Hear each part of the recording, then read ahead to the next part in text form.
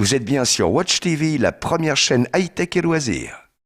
Alors, le premier, c'est moi qui vais l'introduire. Vous m'arrêtez si vous le connaissez bien, mais c'est un film qui est sorti dans un format très particulier. On appelle ça le flimvre. Alors, ça a peut-être rappelé le cyclisme. Ce film n'est pas un film sur le cyclisme, je le dis très bien, de la classe américaine. Je pense que l'esprit, il est là.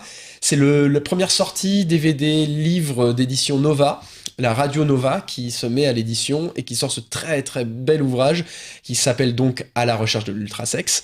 Je vous rassure tout de suite, ça n'est pas un film pornographique, mais on est dans le même univers. Nicolas et Bruno, qui sont deux émules de Canal+, de la grande époque de Nulle part ailleurs, vers le tournant des années 2000, on fait ce qu'on appelle les massages à caractère informatif, c'est-à-dire qu'ils prenaient des vidéos d'entreprises des années 50, 60, 70, et ils s'amusaient à les détourner en refaisant les doublages. Ça donnait si vous n'avez pas vu ça, faut vraiment regarder, c'est extraordinaire. Et ils ont décidé de pousser le concept à l'occasion des 30 ans de Canal+.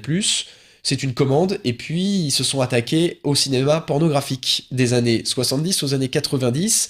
Ils se sont amusés, ils en ont vu, je crois, plus de 2500 des films. Pendant 9 mois, il y en a qui ont un métier difficile. Et voilà, c'est très amusant, je raconterai pas toutes les anecdotes, vous allez les trouver dans cet ouvrage. Mais dans l'idée, ils ont réussi à construire un scénario à partir de ces petits bouts dispersés un peu partout. Et je peux vous assurer que c'est une petite merveille, c'est une vraie réussite.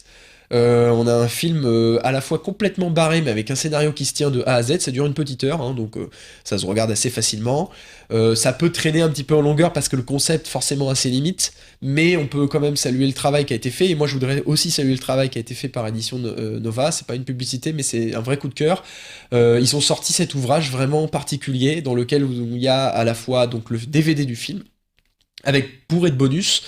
Et puis, dans des jolies pages brillantes, on peut trouver des photos du robot Daft Punk qui se trouve dans le film. Je laisse la surprise aux gens qui n'ont pas vu le film et que vous n'avez pas vu le film de le découvrir. Il y a le scénario annoté original qu'on peut parcourir de A à Z si on est très très fan, parce que c'est toujours un peu lourd à lire ce genre de bonus.